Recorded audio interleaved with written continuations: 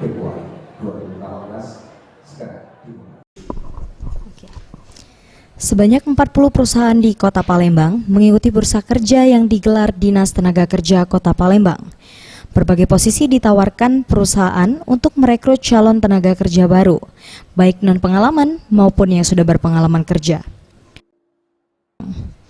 Dalam sambutannya, Wali Kota Palembang Harno Joyo menyampaikan, pemerintah Kota Palembang sangat mendukung sekali dengan diadakannya bursa kerja ini, di mana para pencari kerja dapat melihat posisi yang ditawarkan sejumlah perusahaan.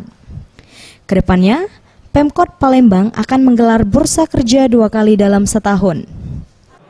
Perusahaan-perusahaan yang hadir pada hari ini akan senantiasa diberkahi, akan lebih maju, sehingga pada tahun ini itu di akhir tahun itu dan selalu akan berpartisipasi apa yang sudah dibayangkan oleh kota yang memfasilitasi terkait berbentuknya pencari kerja. Sementara itu, Edison, Kepala Dinas Tenaga Kerja Kota Palembang menambahkan, bursa kerja ini diikuti 40 perusahaan yang ada di Kota Palembang, dengan jumlah penyerapan tenaga kerja sebanyak 3.600 orang. Selain bursa kerja, pihaknya juga telah melakukan kerjasama dengan BNP 2 TKI untuk program kerja tenaga terampil ke luar negeri, seperti negara Jepang. Dan program seperti ini akan dilakukan lebih banyak lagi.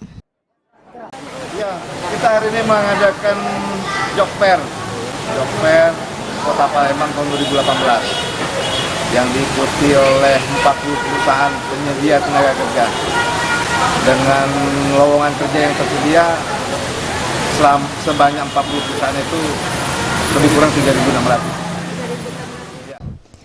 Bursa kerja yang diadakan di Snaker Kota Palembang ini dilaksanakan di Palembang Indah Mall selama 3 hari dari tanggal 1 sampai 3 Februari 2018. Sejumlah perusahaan menawarkan berbagai posisi dengan seleksi penerimaan sistem wawancara langsung.